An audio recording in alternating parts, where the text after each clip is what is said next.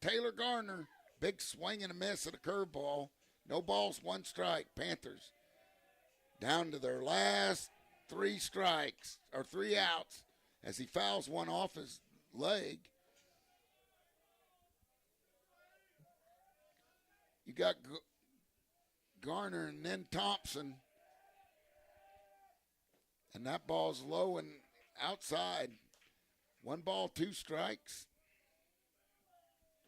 4-0. Panthers need runners. That ball's high up in Taylor's eyes. Good take. 2 balls, 2 strikes. Here's a wind the deal. And he said he did it. And the catcher throws him out. No foul tip or anything, and that brings up Thompson. 1 out here in the bottom of the 7th. Number 24, Skip Thompson. Panthers down to 2 outs. Need to get base runners. That ball's a little inside. Good take. Oh, it hits Skip, and he takes the base. Just barely nicked him. One way to get on base. You know, the help they can get. That brings up number 10. And that's, let me see, who do we got? Burnett is hitting again. Last time up was Briar Parsons, who drew a walk. Now Burnett. There's a curveball he takes for a strike. No balls, 1 strike. Thompson on first. Need about 2 more base runners and a grand slam to tie this dude up. Rogers has gone all the way. Burnett fouls that one off. He's down in the count. No balls and 2 strikes.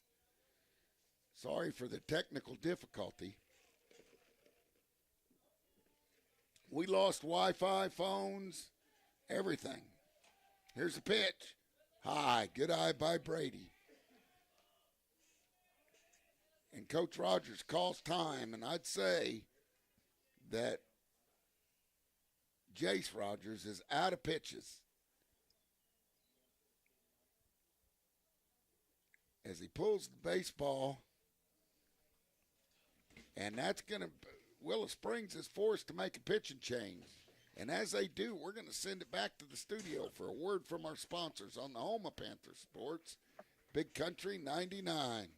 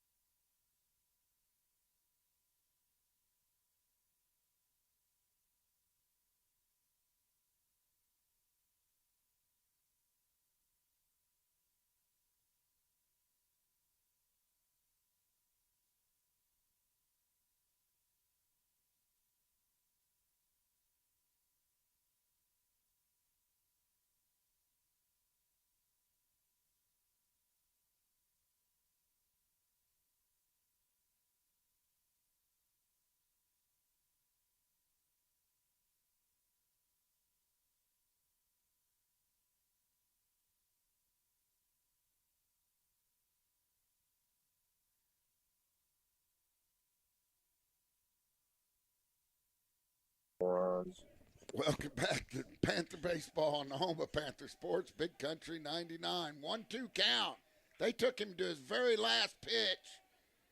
So that must mean that the number 2 pitcher isn't really got a lot of confidence in. Let's see if we can't shake something loose. 2 balls, 2 strikes. Brady needs to get us going. Runner on first and Thompson. And he reaches for ball 3 and fouls it out, and he needs to let that stuff go. That was definitely a ball. Jacob Roberts is the new pitcher, came in, the shortstop. 2 balls, 2 strikes, 1 out. That ball's low and outside. That even makes the count full. 3 balls, 2 strikes. A walk here would be just what the doctor ordered for the Panthers. Brady played right field. Oh, swing and a miss, and that's out number 2. Panthers down to their last out. Destin Unger. Now batting for the Panthers, number 3, Destin Unger.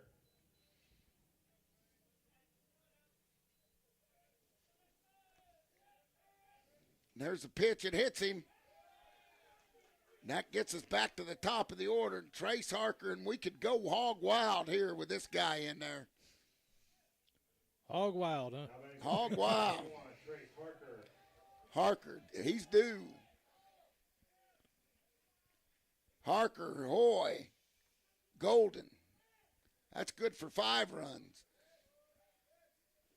Good eye. 5 runs for 1 game. And the runners move up. We have 2 runners in scoring position, and Harker at the plate. Hoy on deck. Golden in the hole. Come on, Panthers, let's go. Trace digs in. Fastball. Oh, my goodness gracious. And it evens the count. 1 ball, 1 strike. 1 ball, 1 strike, 2 outs. He drills one down the third baseline, gets by, and a base hit by Harker brings home 1. Now the tie-in run is coming to the plate. Braden Hoy, let's lose 1. Eli Golden on deck. 4-1. And Willow Springs took their pitcher to the absolute last pitch before taking him out. Curveball stays up. 4-1 your score. Hoy with 2 big hits on Tuesday night. See if he can't stay hot. 1 ball, no strikes, 2 outs. That ball's low, gets by. They're going to come, and Unger. He's safe this time. You bet. They called him safe. They tagged him the same time as they did at third base, but they called him safe. They tagged him earlier than the one at third base. Harker stands on third. It's now 4-2. Hoy just needs a base hit. Eli Golden on deck. The heart of the Panther order. We're in the bottom of the 7th inning. 2 balls, no strikes. Pick 1 pitch to hit. And that wasn't it. As he looks at a ball outside. 2 balls, 1 strike. Turn off the headlights out in the parking lot, please, out there in the outfield. 2 balls, 1 strike. And there's one drilled down the third baseline.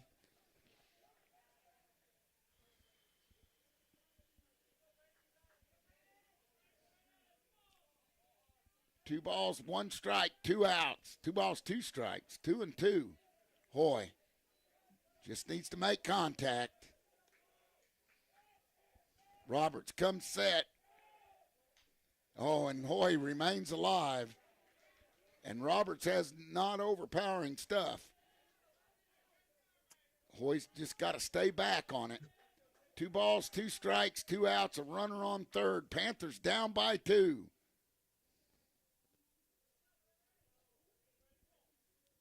We got a car out in left field with their lights on. Please turn those off if you're listening to the game. 2 balls, 2 strikes, 2 outs. Car in left center. Kill your lights.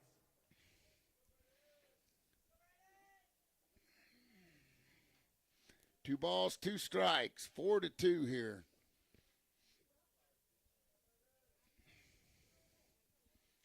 Guess they're not listening to the game. 2 balls, 2 strikes.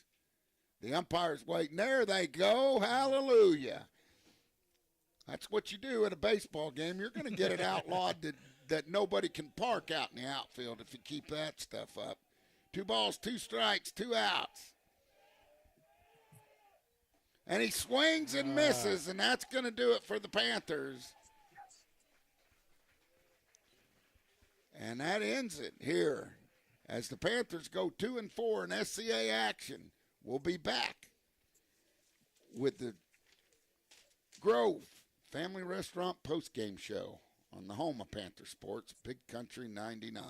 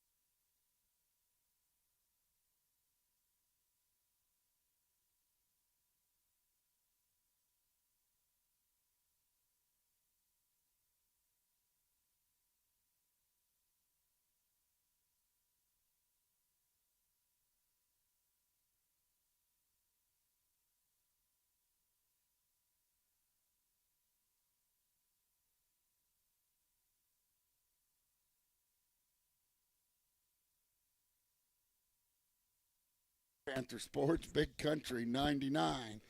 I'm here with the Grove Family Restaurant postgame show. Coach Richardson joins me. Coach, a tough loss, but you got to give kudos. Mr. Rogers on the mound was, one hit through 6 innings. Yeah, that's a really good arm. I said outside of the kid we saw from Hollister, that Kaufman kid from Hollister, I don't know that he's not number 2.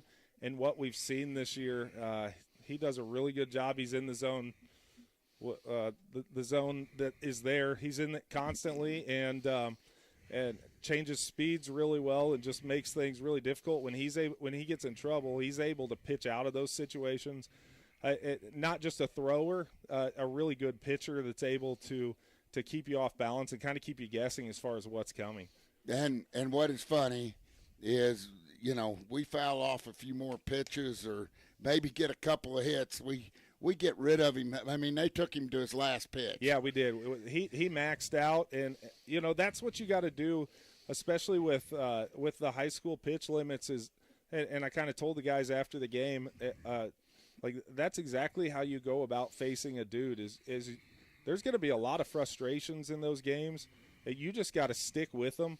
And you just got to keep going until either he's out or you break a couple of hits together and you're able to move on to the next arm, because that small high school baseball, it's tough to develop several bullpen arms that are just coming in blowing you away like that, and after you see him, anybody that comes in looks a lot better.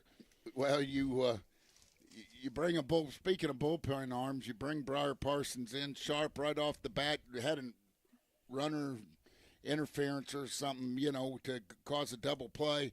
Then gets himself in a jam, but gets himself right back out of it there in that next inning. Yeah, Briar's becoming just Mr. Reliable. I was kind of talking over there as Braden was warming up that last inning, and I'm like, man, Briar's already pitched in 2 games this week. Briar's like, Coach, I've pitched in every game since Houston.